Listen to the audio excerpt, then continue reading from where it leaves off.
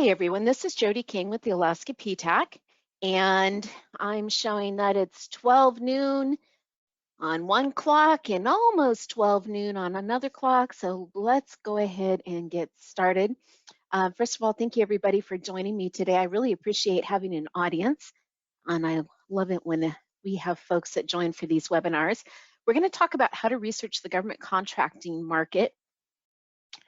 And before we get started, I just want to go over a few housekeeping rules. The first thing I want to do is pull your attention to your GoToWebinar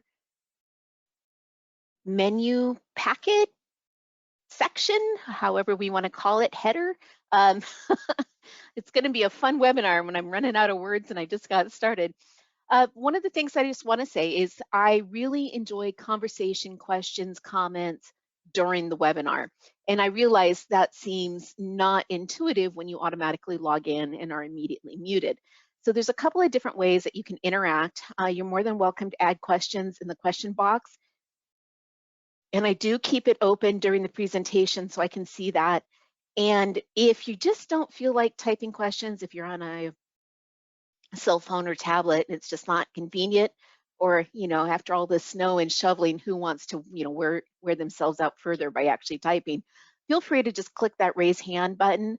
I'll unmute you from my side, and then you guys can unmute yourselves, and then we can have that conversation. So feel free to jump in, because I truly want to encourage that.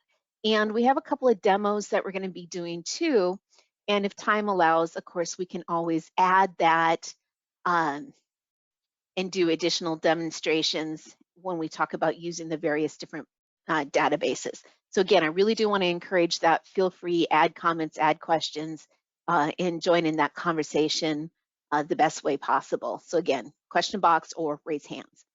The next thing I want to let you know is this is being recorded. So even if you do get a hot mic, just be aware this is a recorded webinar. The webinar will be posted on the ptacalaska.org website under training events under the on demand. And today's Tuesday, we should probably have that up on our website for sure by the end of the day, Friday. Our data person's usually pretty quick at rolling those around. So we will have this recording. The last thing I want to pull out is handouts. And in the handout section, I have a copy of the slides, plus I just have a little checklist, a document that I made a while ago for keeping track of all of your search criteria. So that's there for your benefit if you'd like it, but I do have the slides. If any reason you're unable to download the slides, feel free to just reply to your webinar invitation and let me know that you need those handouts, and I'll be more than happy to send that to you. So with that said, let's go ahead and get started. We have a lot of great information. So again, we're going to talk about this how to research the government contracting market. Okay, so this is what we're going to be going over today. We're going to kind of do an introduction to market research, talking about conducting market research, reviewing our current clients. Who are we working with now? And again, identifying those government contracting counterparts. Who do we have that we can work with in addition to, let me see if I can pop this out. Grab a spotlight here. And so we're going to talk about defining our target. What are we searching for?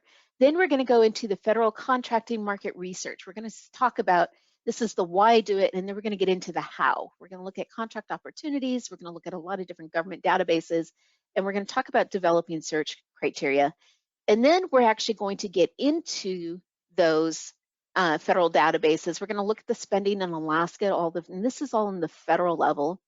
Although that federal spending does roll down into state and local contracts.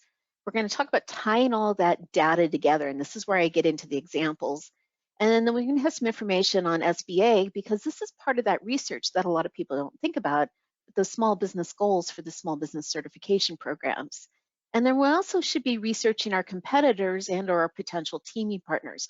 So we're going to talk about that as well. So like I said, a lot of great things that we're going to go through.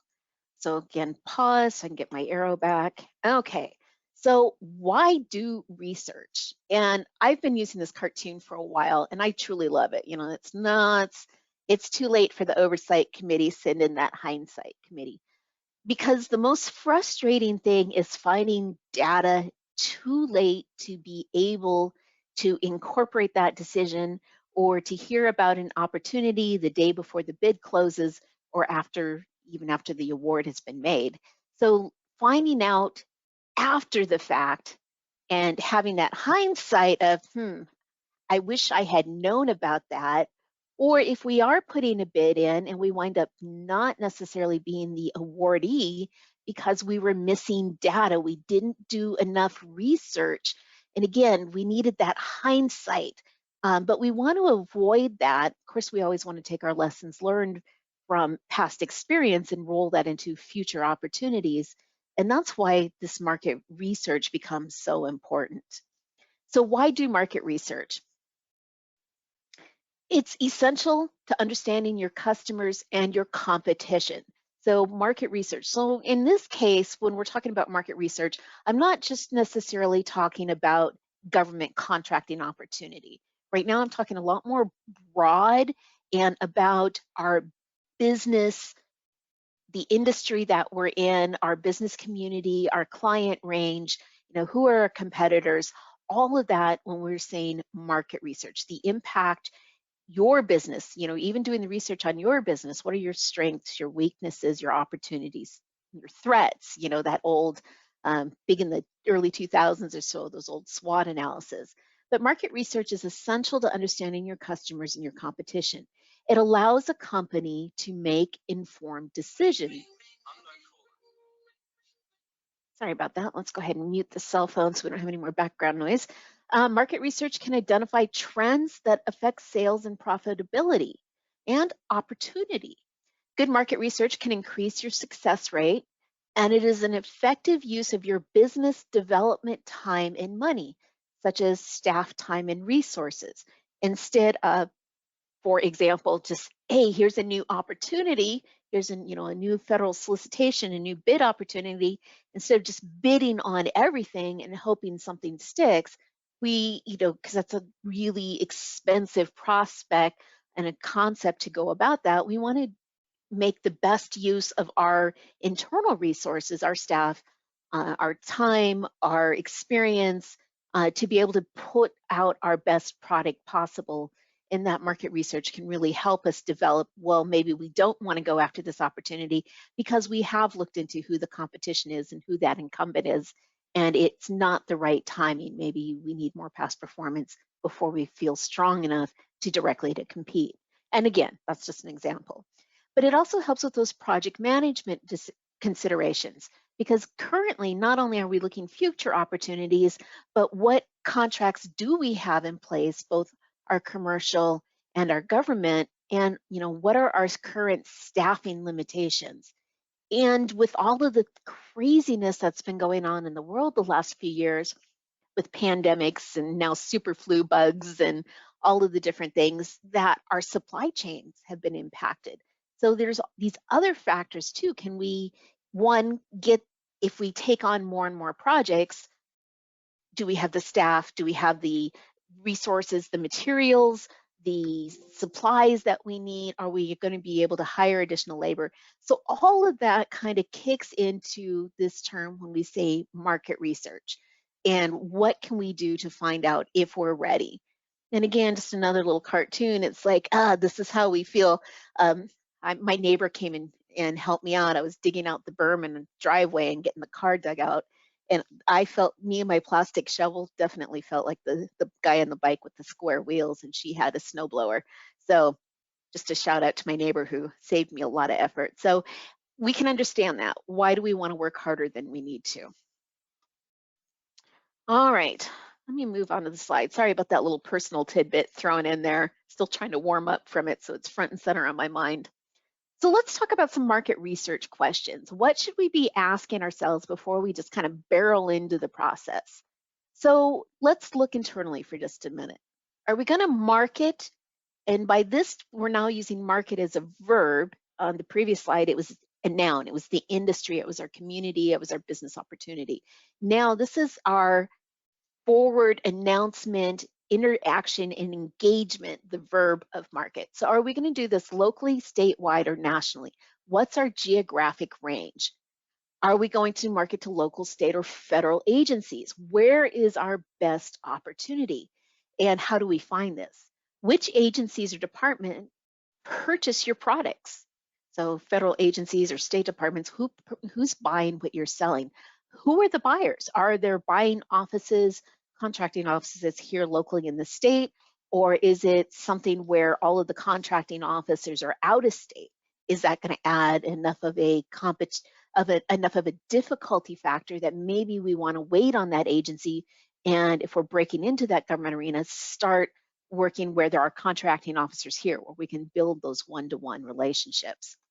So how often do they buy and what quantity? Is there enough interest in what we're selling before we start just chasing down those clients? So the nice thing with the federal arena is we have due that to that requirement of transparency, since the federal government is spending, those tax dollars. There's that requirement for transparency, and there's a lot of great federal databases where we can answer that question: what are the federal agencies buying? Who are your primary competitors in the market? So who do we need to look out for?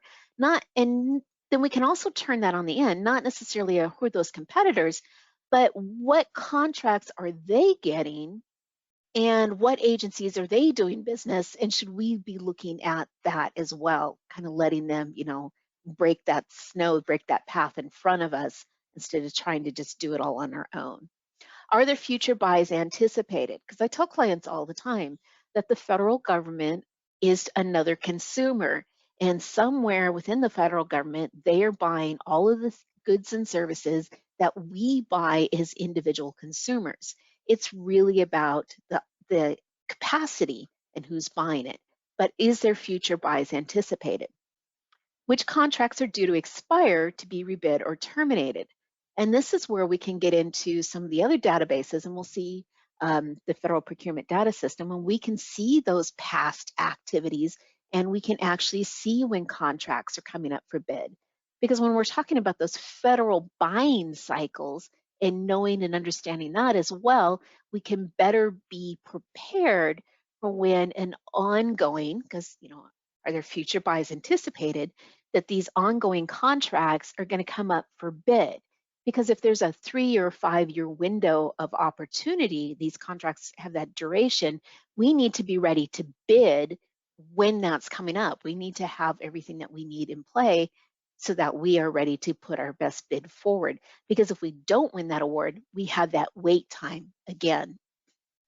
What is the dollar amount of contracts in your industry? So if you're thinking about expanding, because there's been a lot of changes. So if you're in construction arena back in the day, residential, there was such a demand for custom homes that a lot of construction companies had more business than they can handle just building customized homes. And then when we had the market crash, then all of a sudden we had a lot of residential construction general contractors looking at, well, now I need to do commercial contracts. And so we had that changes in our market, and things change, and we needed to diversify and expand outside of our comfort zone. So what dollar amounts are in those industry, or where we're going to expand into? Where is that money flowing? And we can find that information as well. We'll see here, and this is just a teaser, more information to come. And what resources will be needed to compete in the government marketplace? What did the government buy? Why did the government, let me say that again, why did the government buy that particular product or service? So a lot of things to be thinking about, because we want to define what we're looking for. All right, next slide here. Okay, so this is how we get started. We want to start with the basic: who are our current customers now? And it doesn't even mean federal. A lot of times when I start working with a new client, they're so focused on getting a government contract that they're only looking at the federal opportunities. And one of the very first things I asked them is like, well, who's your commercial clients? Who are you currently selling to now? It doesn't necessarily have to be who are your federal, but who's that client base? What do they buy? When are they buying it? Are you in snow removal services and you have a very seasonal or tourism? or guided hunting, or any of those where it's very seasonal. When do they buy? Is that peak activity, 6 months prior to the opening or a month before, or, after the fact? If you sell tires and after the first big snow, it seems that's when everybody wants to buy tires. So where do you find them? And then these customers, where are you finding your current customers? How are you building that? Why would they buy from you? Have you even surveyed your current clientele? Why do they keep coming back to you? Why are they buying those goods or services from you? And how would you sell to them? So how are you continuing the current client relationship and ensuring those future potential sales? All right, let me clean that up. Let's move to our next slide. So once we kind of identify who our current commercial clients are, then we can look at, well, who are those federal counterparts? So those governmental counterparts to your commercial clients.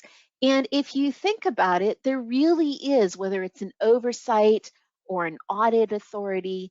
So even in construction, when you were doing residential, to use that example, we had the borough or the municipality, and we would have the permitting process, the pre-approval, which is governmental, and then maybe we would have, and again, I'm blanking that terminology, but you have the inspection where they do the fit for occupancy, and they come in and verify that everything is up to code and up to whatever standards, municipality code or municipal code, borough code, et cetera. So we have those governmental entities that are involved even in that commercial activity.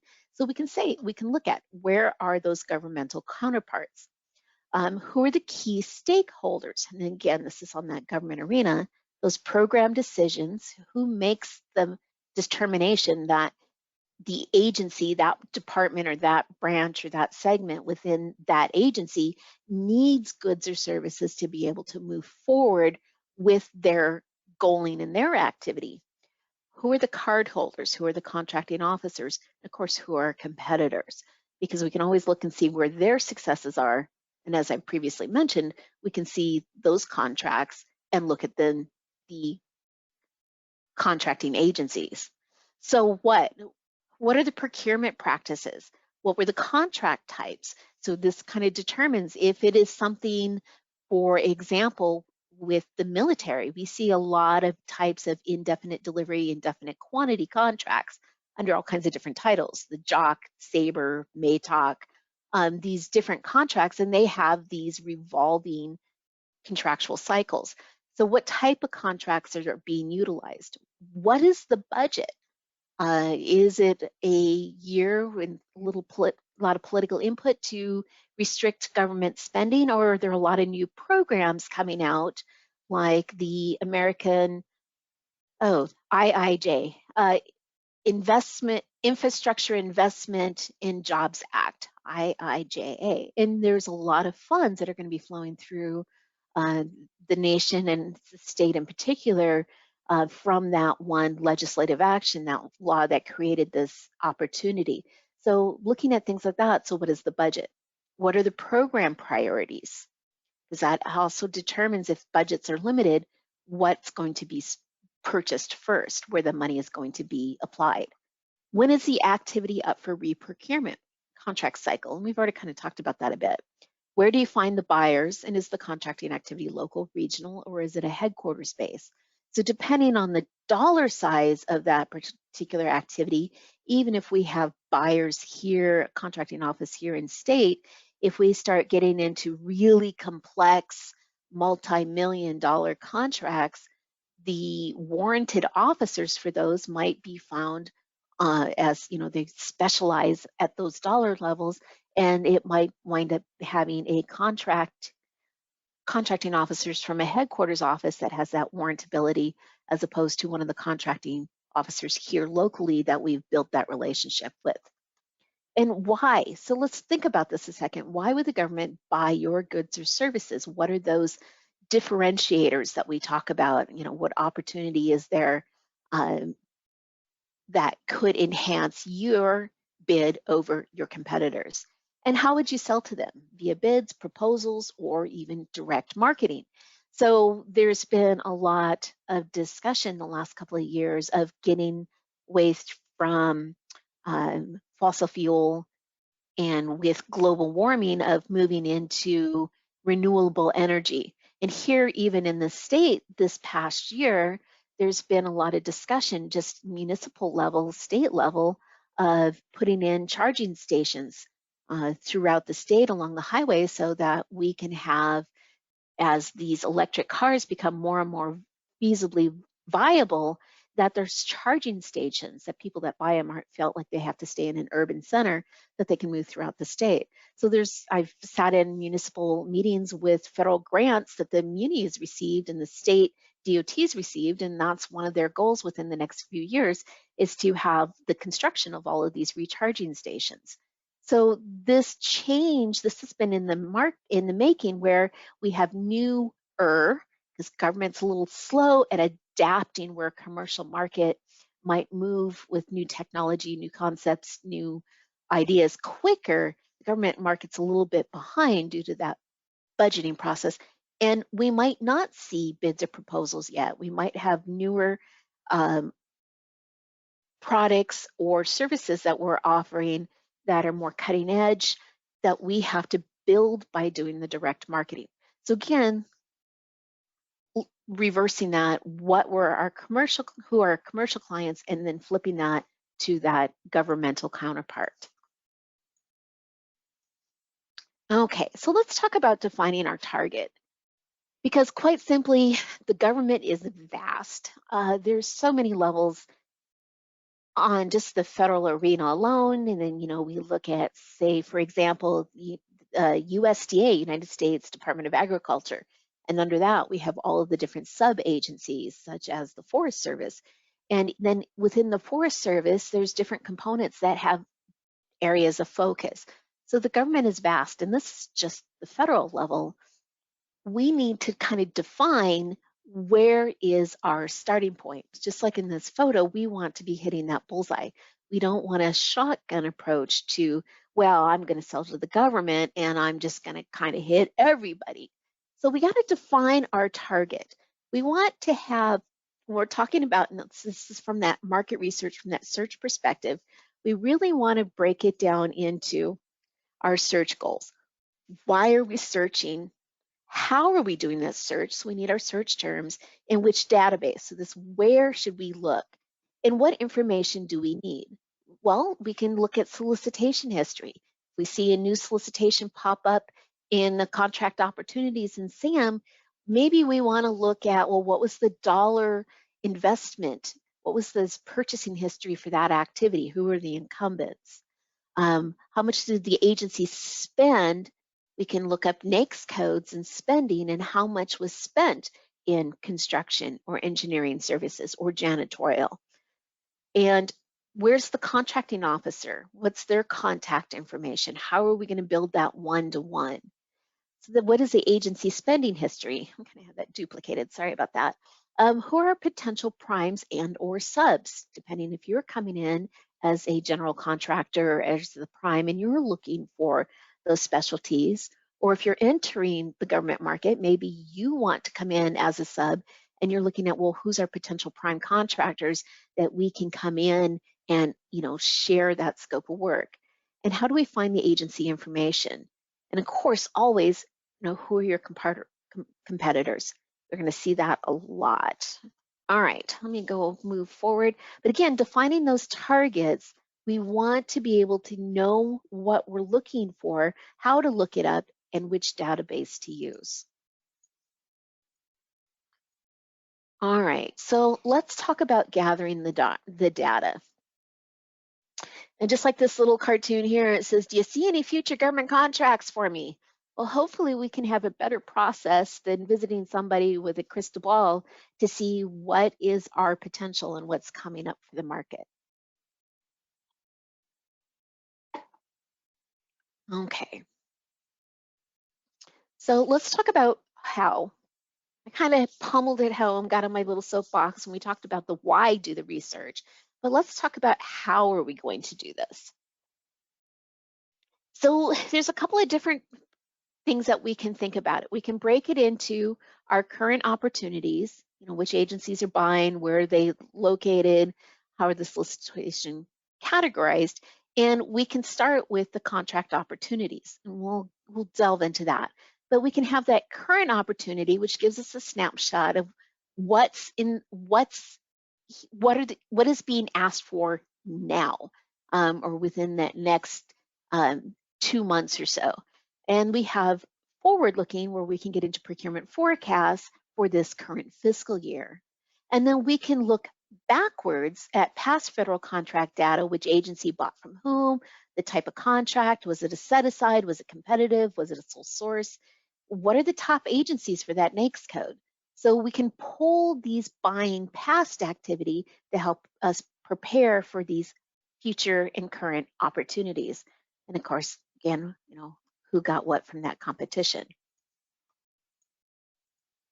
So let's talk about developing search criteria.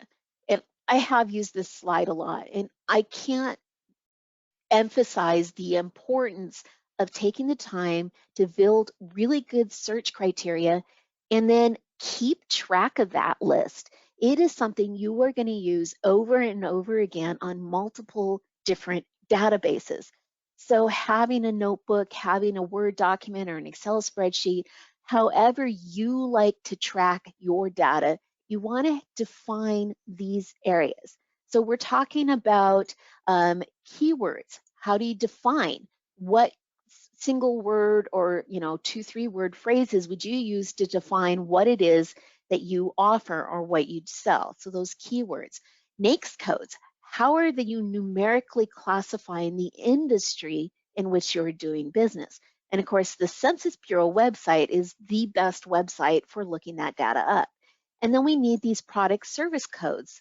And you'll see it in SAM as product and or service codes.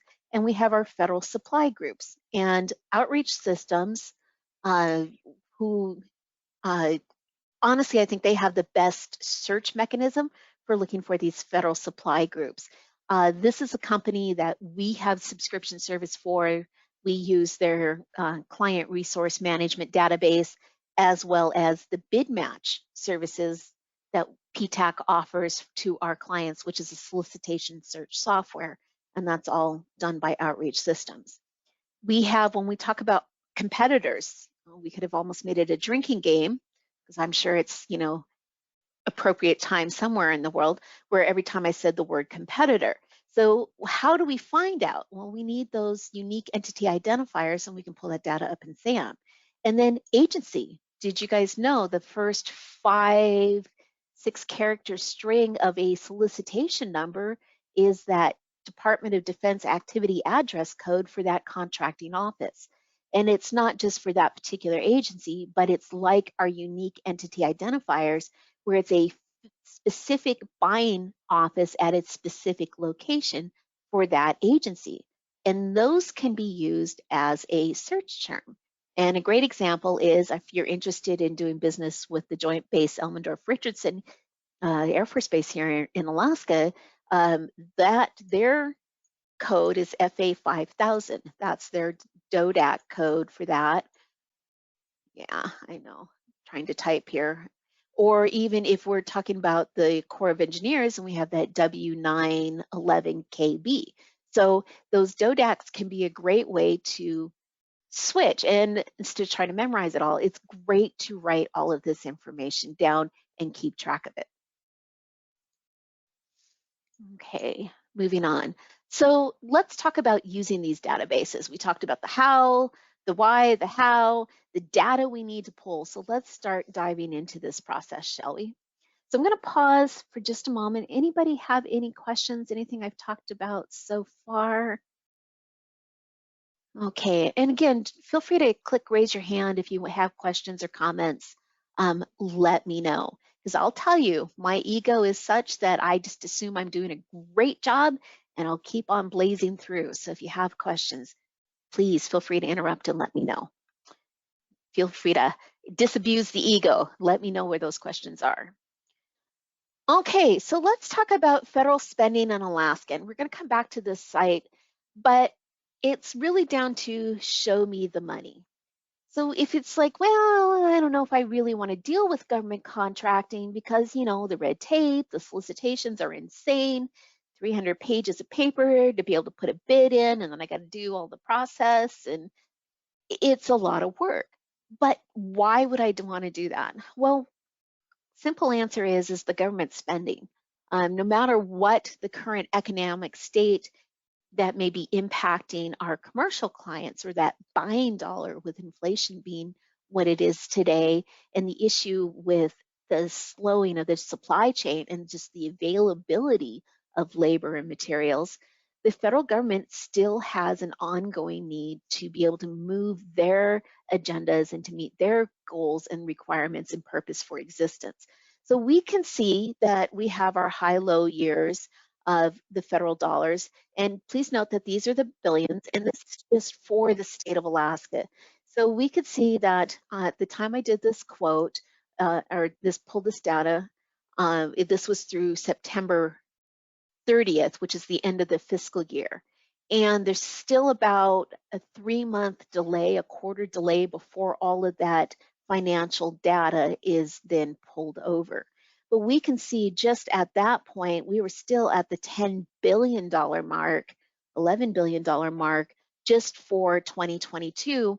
And this was prior to all of that reporting still being entered. Most of the civilian agencies, the reporting is within 24 hours with their contracting software. The Department of Defense, however, they report on a quarterly basis because there's a lot of information they don't want made available for public view, anything that has national security inference, or just may not be data that should be out to the general populace. So that information is kind of filtered, and then all of that is rolled over into the federal procurement data system. And that's where USA spending is pulling that. So we can see that there is a trend that even if we're down from these last 2 years, in 2021, all of the pandemic costs really had quite an impact. So we can see that trend, but it's still, who doesn't want to have, some portion of that $10 billion? All right, so we can even break it down instead of just big dollar amounts. We can go in, and I pulled this last night where I did an advanced search, and for just fiscal year 2022 for the state of Alaska, there were $7,849 contracts. Look at the grant dollars, 6,500, direct payments, loans, and other activity. So we can see there's a lot of federal opportunity that moved through the state of Alaska.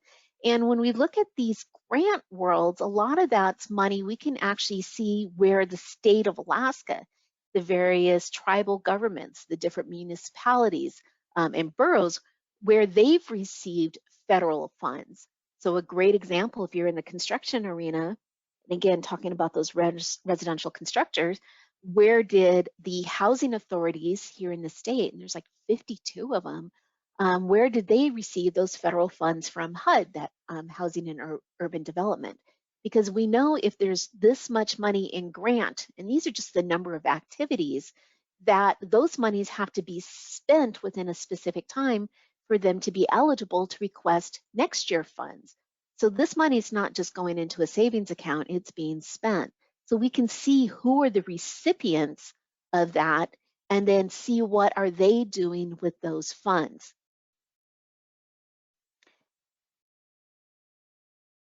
And then I just see a comment from Chris here. He says, will the activity increase with the past defense budget?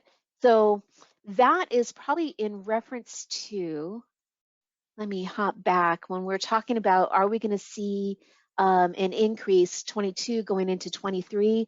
I anticipate that the fiscal 23 is going to, we are going to see more money moving into state, simply because of the Jobs Act is really going to have an impact for the financial spending of the state. And then, yes, with the defense budget being passed, and we do have a lot of defense activity, a lot of military bases here in the state, that we want to see those opportunities come through. So Thanks, Ross. Good intelligence. Okay, let me keep moving. So again, we can find out where is that individual opportunity because we can see the contract, we can see the recipient, we can see the dates of the contract. So here, this Doyon Utilities, and wow, 50-year contract. Obviously, I would feel very confident that that was a utilities contract. But if we have Doyon Utilities receiving these type of funds for utility infrastructure, maybe that's just military in the state. What does Doyon need for supporting activity to keep their infrastructure in place to be able to provide those utilities? So a lot of comment too. Yeah, and Ross brought up a great comment that there's a lot of broadband dollars coming into Alaska, which is resulting in a lot of construction projects to get that infrastructure into place. All right, so let me move forward because I really want to make sure I have enough time to get into our next slides. So what databases can we look at? So here's just kind of a quick snapshot. SAM, FPDS, the Dynamic Small Business Search, acquisition.gov for those procurement forecasts, our sales query through FPDS. But let me show you instead, this is for your data, let's talk about how is this all linked. So we know the data is out there. We know that the federal databases exist and we can be able to pull up. We just saw those great screenshots from USA Spending. And if you're curious, the website quite simply is usaspending.gov. And here, if you get the handouts, I do have the link for the search that I just did last night. So how are all of these linked? How can we use all of these various data to really help get a better feel for what's going on? So how are we going to do that research?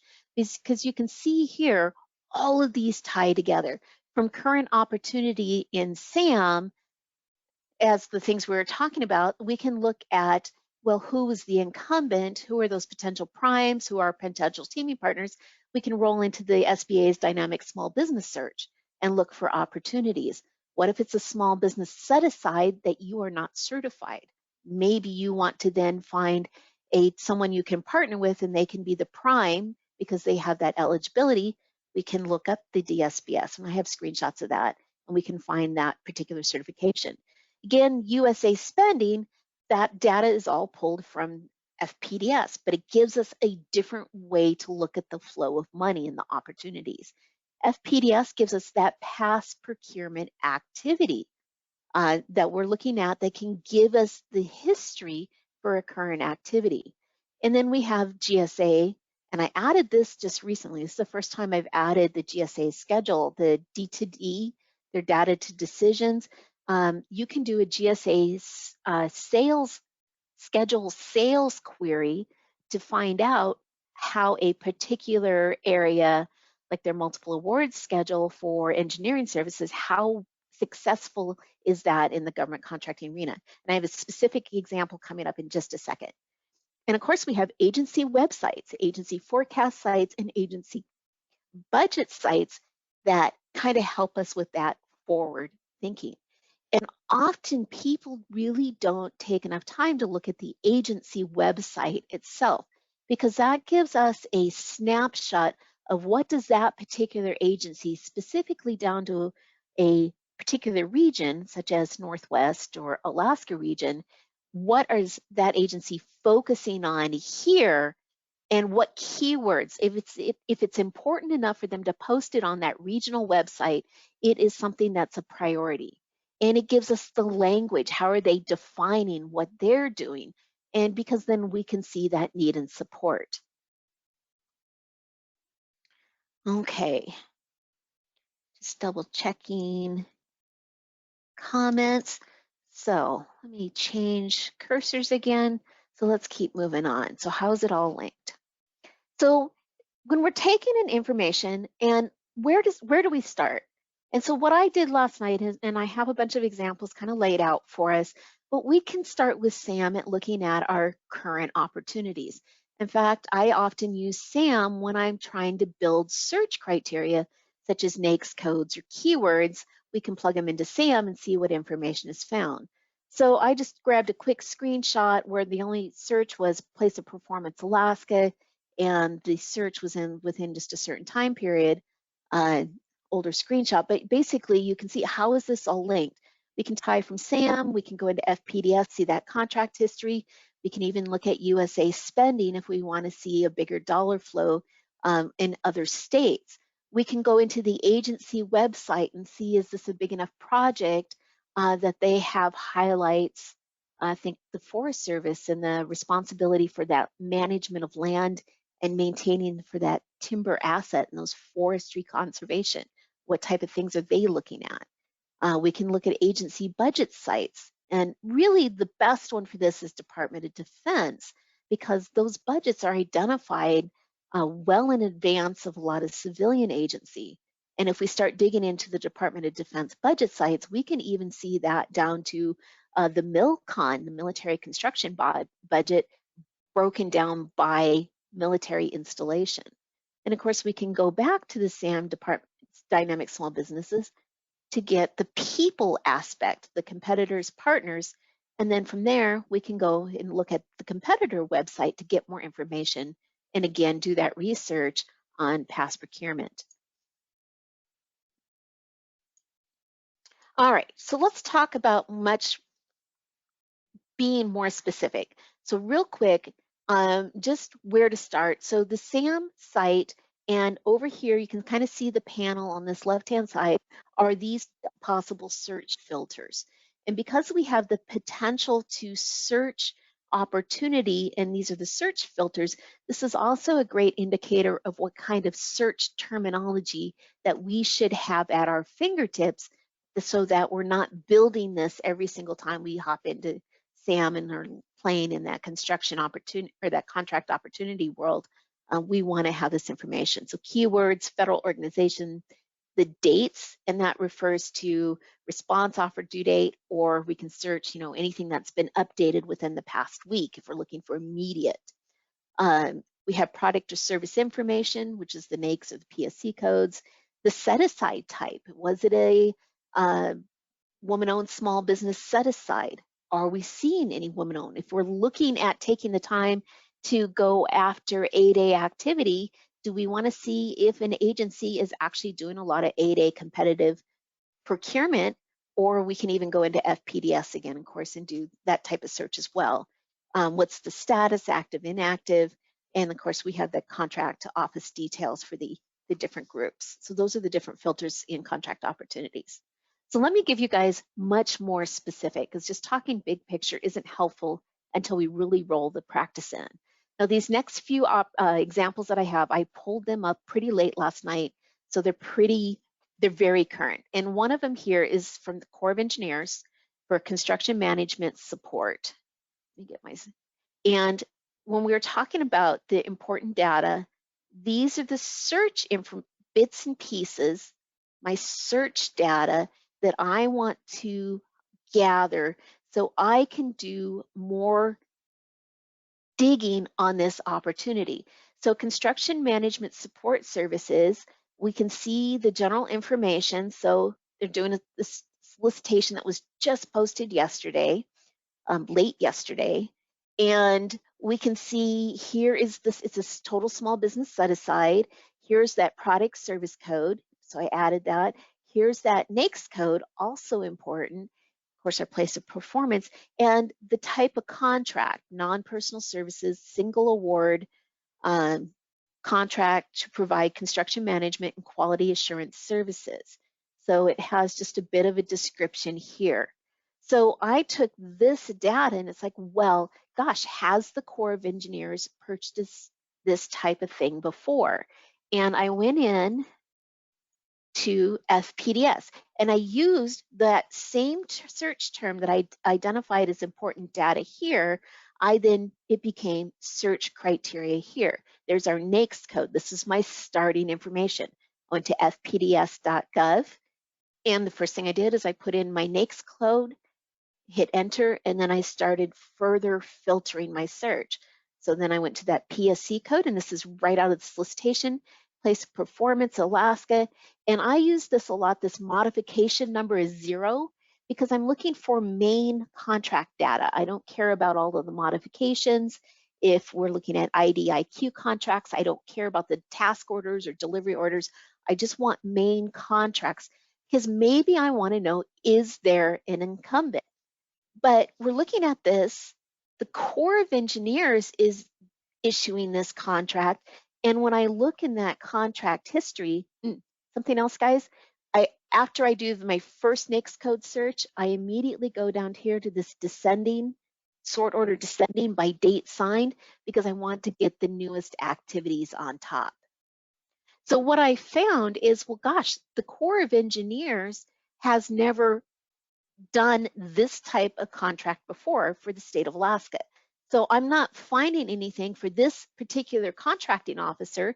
And you can see it right here, this W2SN Endist Alaska, that's the core right on the JBEAR base. And you can see from their solicitation number, there's that number, that DODAC, this W911KB. But when we get into FPDS, they've never done this work before. So we don't have incumbent history. So who is using these kind of facility maintenance under that combination of NAICS codes? And this is where I might say, let's take a different NAICS code and do some search and see if maybe the contracting officer this year is just using a different NAICS code to define it.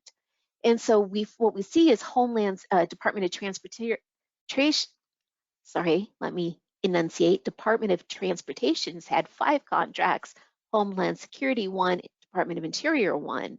And what I found for just within the last 5 years is the only company that even came up is Bratslavsky Consulting Engineers, BCE. And what can I pull from this information? Well, if you look at what we have here are delivery orders. We have 2 different contracts, and it's a delivery order. Well, if it's a delivery order, that means the delivery order or task order is against an overarching contract. So we have the award number for the delivery order, but here's the main contract in which it was issued. Well, anything that starts with GS, that means it is a GSA multiple award schedule contract. Well, if I want to know, well, if these guys are doing this work, we're not seeing it from the Corps of Engineers, if the Corps has done this same sort of market research, maybe why didn't they do GSA schedules? Or if I'm curious what other GSA opportunity, I can actually take this schedule number and then hop over to the next page. I went into GSA Library because I was able to see it's a GSA schedule. I went into the GSA Library. I put that contract number right out of here and did a search, and here was my end result. Well, it was a multiple award schedule. That's the schedule name. There's the contractor, and I can actually then click on this. I didn't grab a screenshot, and I can actually see their GSA schedule. I can find out which special item number that was against, and if there was this much contract opportunity within the state. Oops, let me hop back up here, and now the Corps of Engineers set. Of course, they apparently are going as a competitive action instead of doing the same activity through a GSA schedule. But I just want to give you an example of how all of the information that I was able to pull from that one contract activity. So let me look at another one because we're getting short on time. First of all, any questions, anybody? Okay, let me just clear my box there. And again, feel free to click that raise your hand. Let me know if you have questions or something that you want to see how it's all tied together. All right, so here's another activity. This furniture management services. We don't see a logo, but I can come down here and it's Department of Defense. Up there's that same DODAC, FA 5000, 673rd construction. So I know that's a JBEAR contract, PACAF. So I recognize that as the JBEAR. So we can come over here. We got a combined synopsis solicitation. There's our due date. And how are they classifying this? So again, we have the facility support services, housekeeping code, and then for furniture management. So now we know how they're identifying it for those industrial codes. I didn't do the same little box that I did in the other one. And then we have here the furnishing management program supports JBEAR, commitment to quality living conditions for all personnel, perform furnishing management section services to include delivering, issuing appliances, so furnishing support to dormitory, barracks, NCO alert facility, lodging, fishing house, general officer quarter, um, remove, clean, reinstall new window treatments. So really military housing activity. Okay, so this was, I just grabbed the first little bit of the description so we had an idea. So now taking this data, it's like, okay, well, has JBEAR bought these services? Is there a history of this contracting activity? And I went in and did the same thing. I took that same data that I just showed you in that contract opportunities, and I did a search. Now, you can see over here, I don't have my top awarded agencies because I just wanted to kind of focus on the contract itself. Whereas here, we could see department name, there wasn't any Corps of Engineers here because I took and added Department of Defense, Department of Air Force as a search term. And I literally just clicked where I didn't have the screenshot because it didn't, I already used those as a search term. I didn't feel that I needed the screenshot. But now we have two different contracts. This one's too new to be an incumbent because if we're looking at this activity, even if it's a yearly, most likely it's going to be a multiple year. And I could get into the solicitation and read, that type of contract award, look at the price schedule, see if it's going to be a multi-year to give me an idea of how far back do I want to look to see an incumbent. So we have this in 2018, which is far enough back that this contract could be a potential incumbent for those same contract activity. And then what I would usually do is click on view and then go in and look for that little white box for the descriptor to see, is this our potential incumbent for this contract? Now, of course, when we're in that solicitation phase, you can always ask the question of, is there an incumbent? What was the previous award? If you have that award number incumbent contact, it's so much easier to do the search. But just from that data, though, I was able to drill down to likely opportunities. And then if I want to know and say, this is the incumbent, and find out, well, now we have their unique entity identifier. So I can go back into SAM and I can search and see, contact information for these guys. Or I could even just do a search by the unique entity ID and see, well, what is their contracting history? So say these guys reached out to you and they wanted you to subcontract, maybe you have a specialty, you do customized drapery or something along those lines. You can do some research to see these guys, well, by entering this number, this UEI number here, you can see what their contract history is. Are they a big enough company? Do they have, are they doing enough contracts that you feel like, they're much more stable? We can do the research. Okay, questions on that one? I'm gonna cram one more in and then we have a little more discussion, so hang in there with me. This one's gonna be quick. So here's this Alaska Job Order Construction Contract. It's a GSA schedule. Again, important data, GSA, how are they defining it? Our NAICS code, our PSC code, the type of contract, and of course the place of performances in Alaska.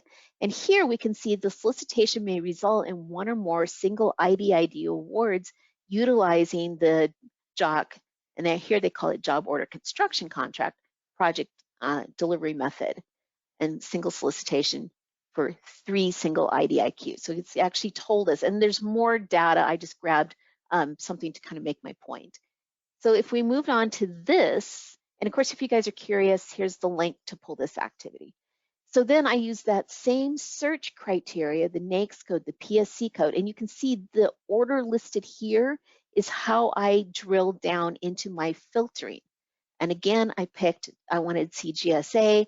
I did the modification number as 0 because I don't want all of the modifications. I don't want to see all the delivery orders. I don't want to see what was obligated, deobligated. Right now, I'm looking for potential incumbents.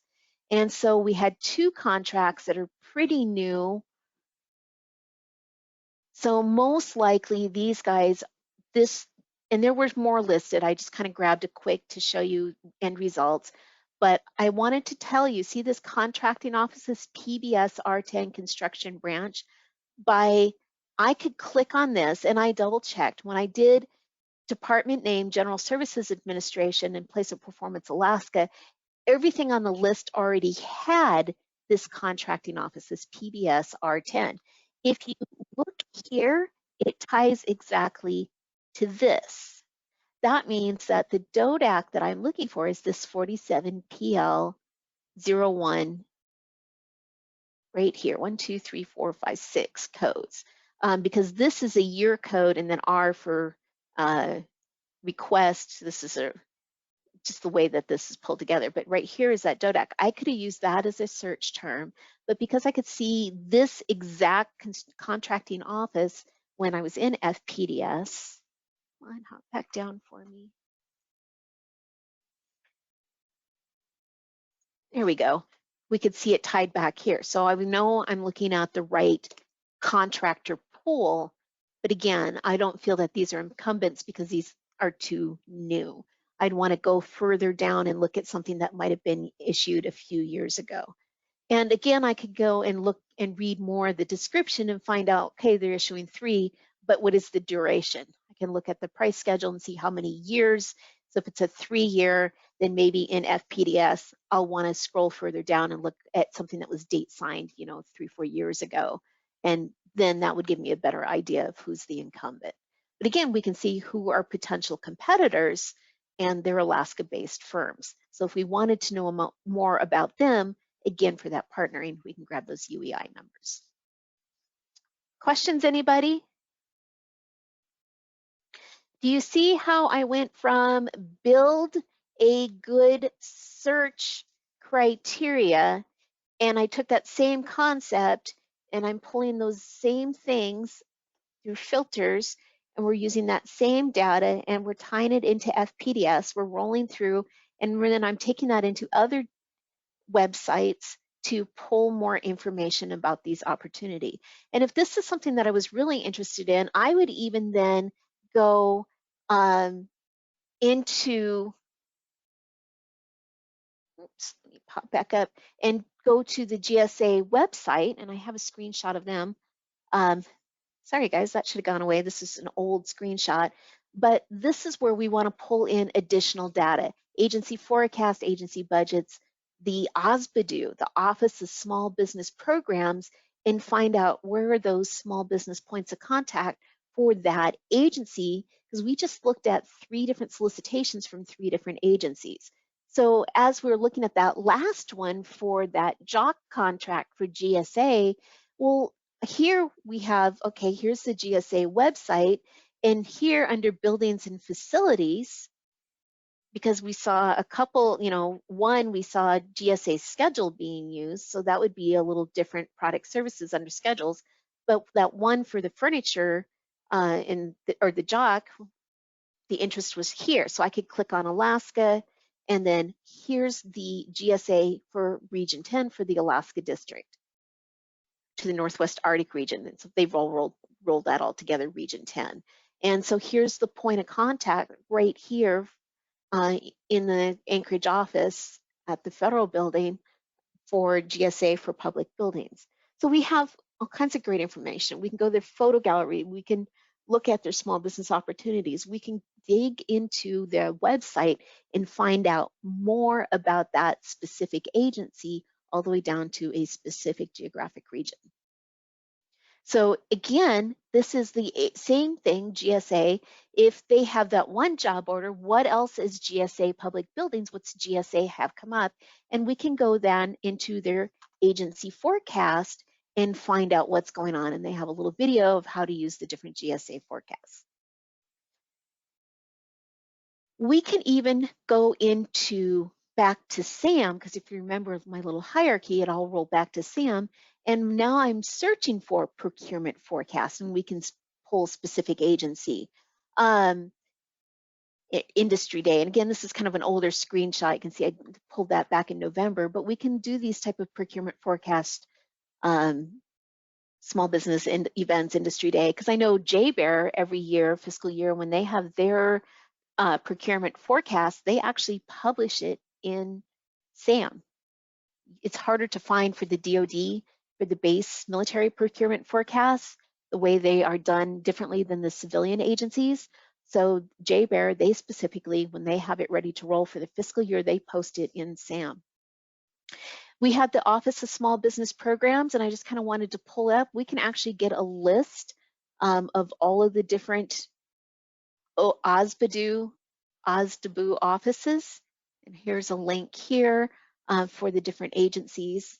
And when I was talking about budget and forecast sites, the best ones really are for the Department of Defense. Theirs are more highly visible because the defense budget is actually approved through the National Defense Authorization Act, the NDAA, each year, where the civil agencies, their budget is all part of the national budget. So the defense spending is approved separately. So there is more information that you can pull to go find out, well, what's the DoD have upcoming. And again, we can just see agency budgets. We have Air Force small business, just more screenshots to give you an idea. And they're showing where their small business specialists are here in the state of Alaska.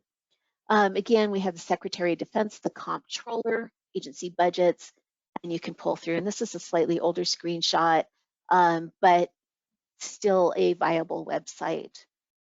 So let's talk about, I'm down to 2 more slides. So if you guys can give me just about give me just a few more minutes. I am running late, but if you can hang in there, let me go over just the last little bit. So I want to talk about the small business procurement goals and why this can be a viable search data subset that a lot of businesses don't think about, especially if you are a small business. And if you're looking at, should I go through the process of going after specific certifications?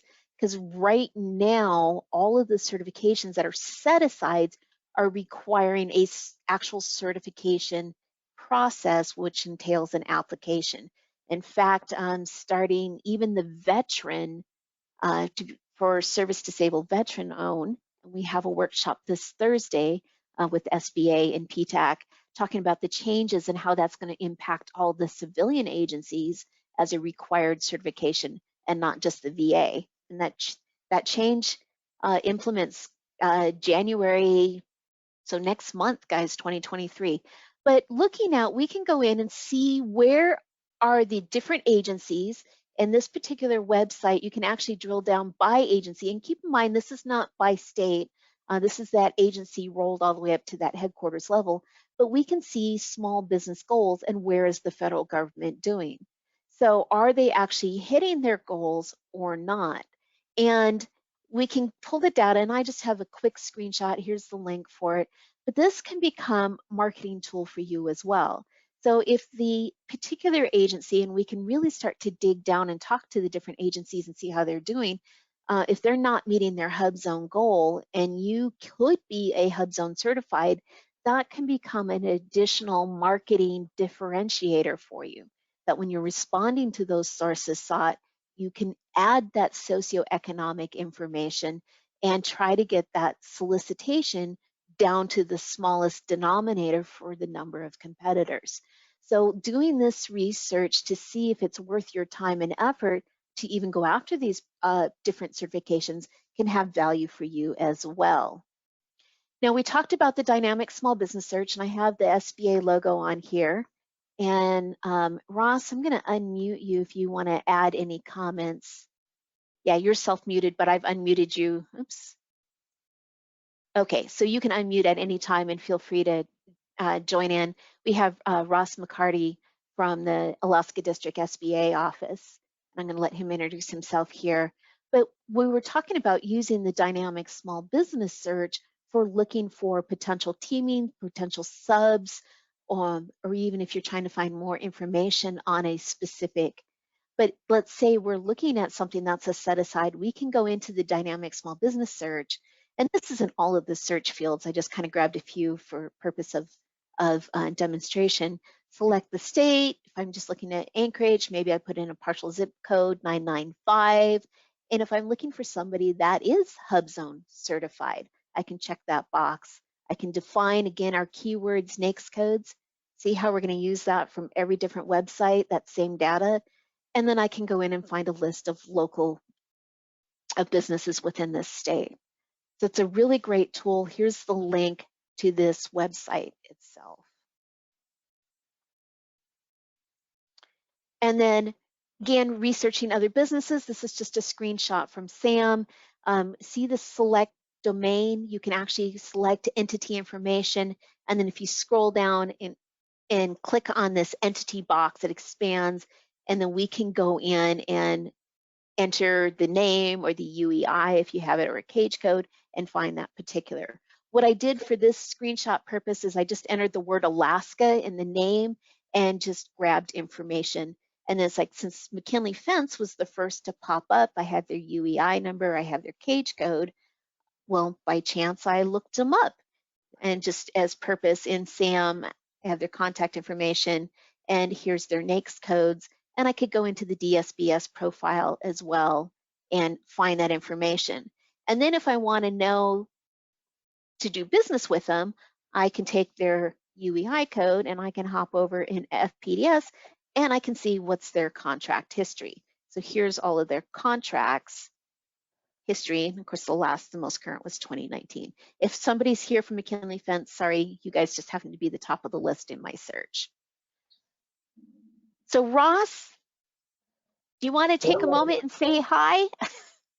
Hi. I know government contracting can seem a bit overwhelming. That might be an understatement, but we are blessed to have Jody and Craig here in our backyard as a resource, and a sorely needed resource. But that's what they do, and they are the best at what they do. Regarding, generally speaking, the SBA here in Alaska,